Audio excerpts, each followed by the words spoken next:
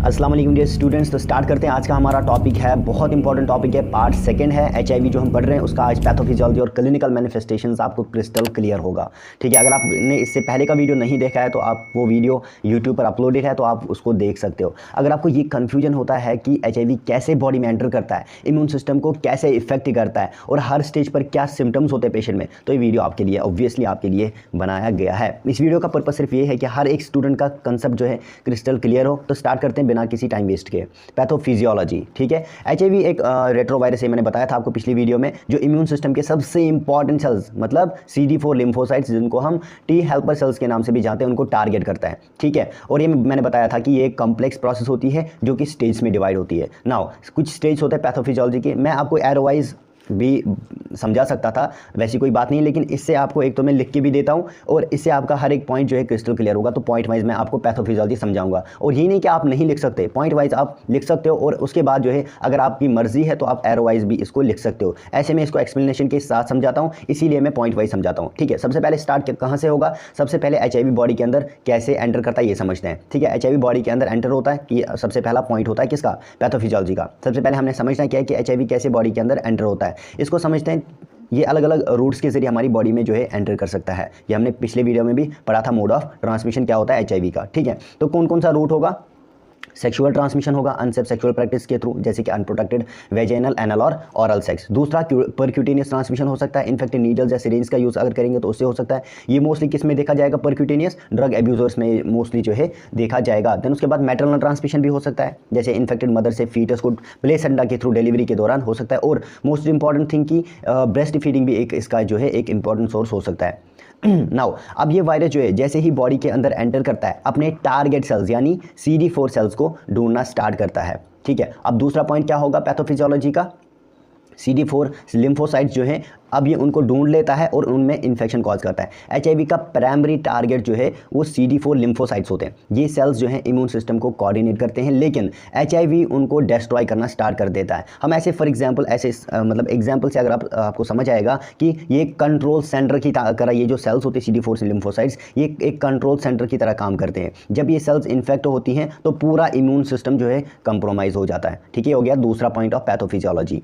ठीक है, नाउ तीसरा पॉइंट क्या होगा? अब वायरस जो है सेल के अंदर चला गया, अब वहाँ पे रेप्लिकेशन करना स्टार्ट करेगा। वायरल रेप्लिकेशन होगा, वायरस का मल्टीप्लाई होगा। जब एचआईवी CD4 सेल्स के अंदर एंटर करता है तो अपने जेनेटिक मटेरियल को सेल के डीएनए के साथ इंटीग्रेट कर देता है। ठीक है, इसका एक सिंपल एग्जांपल ऐसे समझ सकते हैं, आप इमेजिन करो एक कंप्यूटर वायरस को, जैसे एक सॉफ्टवेयर को करप्ट करता है। कंप्यूटर वायरस जो होता है जैसे वो एक सॉफ्टवेयर को करप्ट करता है, वैसे ही एचआईवी वायरस जो है वो CD4 सेल के अंदर जाकर अपनी कॉपीज बना लेता है।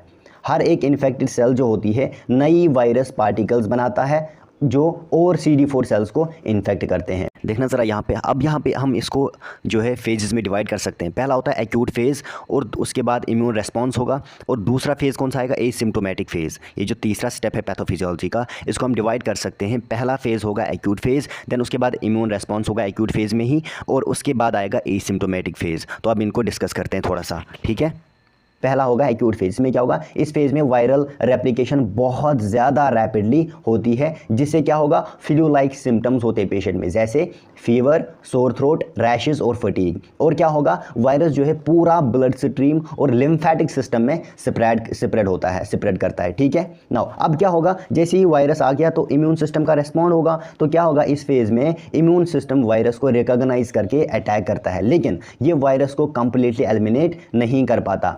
और क्या होगा? वायरल लोड जो है इस समय पे, इस टाइम पे क्या होगा? वायरल लोड टेम्पोररीली इस समय पर ड्रॉप हो जाता है, टेम्पोररी ड्रॉप हो जाता है वायरल लोड में, लेकिन एचआईवी बॉडी के अंदर छुप जाता है। वायरल लोड मतलब कि वायरस का ज़्यादा लोड नहीं बढ़ता बॉडी में, मतलब वायरस जो है ज़्यादा ये जो है कॉम्प्लिकेशंस नहीं कर सकता, क्योंकि इम्यून सिस्टम उसके साथ लड़ रहा है। यही होता है वायरल लोड का टेम्परेरी ड्रॉप हो जाना, लेकिन एचआईवी बॉडी के अंदर ही छुप जाता है। ड्रॉप होता है उसका लोड, लेकिन वो अंदर ही प्रेजेंट होता है। देन उसके बाद एसिम्प्टोमेटिक फेज, जिसमें एक डायनेमिक बैलेंस होगा। तो क्या होगा? इस फेज में वायरस और CD4 सेल प्रोडक्शन के बीच एक बैलेंस होता है। क्या क्या होगा? जो वायरस है और जो CD4 सेल की प्रोडक्शन है उसके बीच एक बैलेंस मेंटेन होता है। ठीक है, क्या होगा? वायरस अपनी कॉपीज बनाता रहता है, लेकिन इम्यून सिस्टम कुछ हद तक उसका रेस्पॉन्स देता है। ठीक है। और क्या होगा इस फेज़ में, पेशेंट को इस फेज़ में कोई सिम्टम्स नहीं दिखते। ये याद रखना हर एक फेज़ में क्या क्या हो रहा है। पेशेंट को इस फेज़ में कोई सिम्टम नहीं दिखते, लेकिन वो वायरस को स्प्रेड करता रहता है। हमें नहीं पता ऐसे कि पेशेंट में वायरस है कि नहीं, लेकिन उसमें सिम्टम है या नहीं वो हमें नहीं पता होता। सिम्टम इसमें नहीं होते, लेकिन क्या होता है कि वो स्प्रेड कर रहा होता है वायरस को, ठीक है। और ये फेज़ कब तक चलेगा, 5 से 10 साल तक ये फेज़ जो है, ये जो एसिम्प्टोमेटिक फेज़ जो है 5 से 10 साल तक चल सकता है। जब 5 से 10 साल मतलब हो गए, अब सिम्प्टोमेटिक फेज़ आएगा और अपॉर्चुनिस्टिक इन्फेक्शंस हो गए, मतलब अब सिम्टम्स दिखना स्टार्ट हो जाएंगे। जब इम्यून सिस्टम वीक हो जाता है तो पेशेंट को अलग अलग इन्फेक्शंस होने लगते हैं, जिन्हें हम अपॉर्चुनिस्टिक इन्फेक्शंस कहते हैं। ये इन्फेक्शंस तब होते हैं जब बॉडी के नेचुरल डिफेंस मैकेनिज्म फेल हो जाते हैं। कॉमन एग्जांपल्स जैसे हमारे पास अपॉर्चुनिस्टिक इन्फेक्शंस के एग्जांपल हम ट्यूबरकुलोसिस हो गया, फंगल इन्फेक्शन जैसे कैंडिडियासिस हो गया, कपोसिस सार्कोमा जैसे कैंसर्स हो गए, सीवियर बैक्टीरियल और वायरल इन्फेक्शंस भी हो सकते हैं। और क्या होता है, ये स्टेज जो है लाइफ थ्रेटनिंग हो सकती है अगर हमने टाइमली प्रॉपरली इसको ट्रीटमेंट नहीं किया। ये हो गई इसकी पैथोफिजियोलॉजी। अब बात करते हैं क्लिनिकल मैनिफेस्टेशंस की। क्लिनिकल मैनिफेस्टेशंस क्या होंगे HIV के, ये थोड़ा कॉम्प्लिकेटेड होता है, लेकिन मैं आपको सिंपल से सिंपल समझाने की कोशिश करूंगा, तो ध्यान रखना। अब समझते हैं कि HIV इन्फेक्शन के सिम्टम्स हर स्टेज में कैसे दिखते हैं, हर स्टेज में, ठीक है। ये नहीं कि हम जैसे बाकी डिजीज़ का ऐसे पढ़ते हैं, डायरेक्टली पढ़ते हैं कि clinical manifestation science and symptoms क्या होंगे, लेकिन इसमें क्या होगा, हर स्टेज में अलग अलग होगा। क्लिनिकल मैनिफेस्टेशंस को हम ब्रॉडली 4 स्टेज में डिवाइड करते हैं, ठीक है, 4 स्टेज में डिवाइड करते हैं। पहला, इनिशियल इन्फेक्शन विथ HIV। जब इनिशियली इन्फेक्शन होता है HIV से, उस वक्त क्या होगा, ये स्टेज जो है, ये जो इनिशियल इन्फेक्शन स्टेज होता है HIV वायरस का, ये स्टेज तब स्टार्ट होती है जब HIV वायरस किसी ससेप्टेबल पेशेंट, ससेप्टेबल पर्सन के अंदर एंटर करता है। अब इसमें कुछ इंपॉर्टेंट पॉइंट्स से हम इसको समझेंगे, याद रखेंगे। इन्फेक्शन ऑनसेट क्या होगा, पहला इन्फेक्शन ऑनसेट क्या होगा, वायरस एंटर करते ही अपनी एक्टिविटी स्टार्ट करता है। जैसे ही बॉडी में एंटर करता है तो अपनी एक्टिविटी स्टार्ट करता है और CD4 सेल्स को टारगेट करता है, ठीक है। देन उसके बाद क्या होगा, सिम्टम्स दिखेंगे। कौन कौन से सिम्टम्स होंगे इसमें, ठीक है, कौन कौन से सिम्टम्स होंगे। लगभग 70% लोगों को mild viral fever like symptoms होते हैं, जैसे fever, sore throat and rashes. मैंने क्या कहा, मैंने कहा लगभग अप्रॉक्सीमेटली 70% लोगों को mild viral fever like symptoms होते हैं, जैसे फीवर हो गया, सोर थ्रोट हो गया और रैशेस हो गए। और क्या होगा, ये सिम्टम्स जो हैं इन्फेक्शन के कुछ वीक्स बाद जो है दिख जाते हैं और 1-2 हफ्तों में ही ख़त्म हो जाते हैं। क्या कहा मैंने, ये सिम्टम्स जो हैं इन्फेक्शन के कुछ वीक्स बाद दिखते हैं और 1-2 हफ्तों में ये खत्म हो जाते हैं। देन उसके बाद और एक इंपॉर्टेंट पॉइंट क्या है, अब एंटीबॉडी इनके अगेंस्ट डेवलप होना स्टार्ट होती है। बॉडी जो है HIV के अगेंस्ट एंटीबॉडीज़ 2 से 12 वीक्स में बना देती है। ये एक प्रोटेक्टिव रेस्पॉन्स होता है, लेकिन वायरस से कंप्लीटली नहीं लड़ सकता, जो हमने पैथोफिजियोलॉजी में भी देख लिया, डिजीज़ के मैकेनिज्म में भी हमने देख लिया। अब और एक इंपॉर्टेंट पॉइंट क्या है, विंडो पीरियड। होता क्या है, विंडो पीरियड जो है ये वो टाइम होता है जब पेशेंट जो है HIV से इन्फेक्टेड तो होता है, उसकी बॉडी में इन्फेक्शन तो होता है, लेकिन ब्लड टेस्ट में नेगेटिव रिजल्ट आता है। ब्लड टेस्ट में हमें इसका कोई जो है क्लू नहीं मिलता। और क्या होता है इस टाइम पर जो है, इस विंडो पीरियड में क्या होता है कि पेशेंट हाईली इन्फेक्शियस होता है और वायरस जो है दूसरों में स्प्रेड कर सकता है, ठीक है। नाउ दूसरा स्टेज ऑफ क्लिनिकल मैनिफेस्टेशंस क्या होगा, एसिम्प्टोमेटिक कैरियर। सेम वे में जो हमने पैथोफिजियोलॉजी में पढ़ा, एसिम्प्टोमेटिक कैरियर स्टेज, दूसरा स्टेज।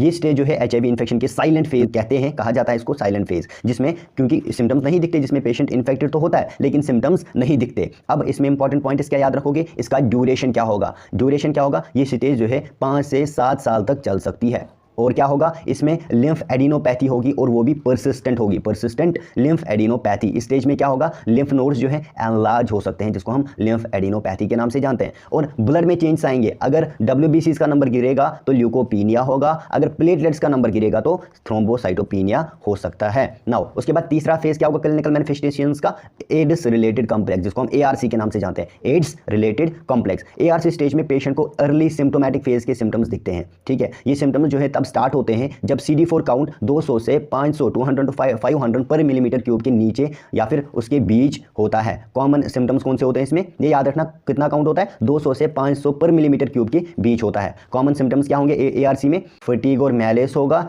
10% से ज़्यादा वेट लॉस होगा, नाइट स्वेट्स होंगे और माइल्ड अपॉर्चुनिस्टिक इन्फेक्शन जैसे ऑरल कैंडिडियासिस या स्किन रैशेस भी हो सकते हैं। देन उसके बाद लेट क्रोनिक इन्फेक्शन और एड्स, इस ये इस फेज़ में क्या होगा, ये HIV इन्फेक्शन की सबसे एडवांस्ड और सेवियर स्टेज होती है। याद रखना, ये HIV इन्फेक्शन कौन सी, लेट क्रोनिक इन्फेक्शन और एड्स जो होती है, ये HIV इन्फेक्शन की सबसे एडवांस्ड और सेवियर स्टेज होती है। अब इसमें इंपॉर्टेंट पॉइंट्स क्या है, इसमें क्या होगा, अपॉर्चुनिस्टिक इन्फेक्शंस होंगे। सेवियर इन्फेक्शन जैसे ट्यूबरकुलोसिस, फंगल मेनिंजाइटिस और CMV रेटिनाइटिस कॉमन होते हैं। ठीक है, दूसरा, और उसके बाद क्या होगा, इसी अपॉर्चुनिस्टिक इन्फेक्शन में और क्या होगा, कापोसिस, सार्कोमा जैसे कैंसर्स भी हो सकते हैं। अब दूसरा इंपॉर्टेंट पॉइंट क्या होगा इस फेज़ में, एड्स फेज़ में इम्यून सिस्टम कोलैप्स करेगा। जब CD4 काउंट, याद रखना, नंबर याद रखना, जब CD4 काउंट जो है 100 पर मिलीमीटर क्यूब से नीचे चला जाता है तो पेशेंट की इम्यूनिटी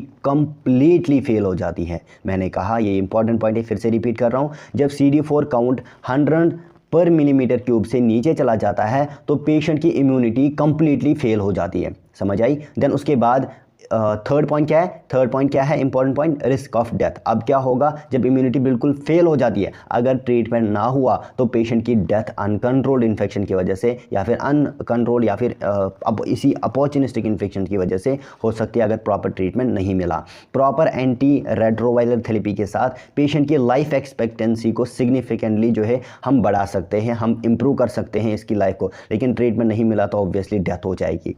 तो स्टूडेंट्स, आज हमने HIV और एड्स का पूरा पैथोफिजियोलॉजी और क्लिनिकल मैनिफेस्टेशंस डिटेल में समझा। इसका हर एक स्टेज समझना बहुत ज़रूरी होता है ताकि आप टाइमली जो है इसको डायग्नोज कर सको, आप इसको टाइमली जो है ट्रीटमेंट दे सको। अगर आपको ये वीडियो इन्फॉर्मेटिव लगी हो तो ज़रूर लाइक, शेयर और सब्सक्राइब करें नर्सरी एकेडमी को। याद रहे, नॉलेज स्प्रेड करना एक पावरफुल टूल होता है। अगली वीडियो में मिलते हैं एक नए टॉपिक के साथ, तब तक के लिए खुदा हाफिज़।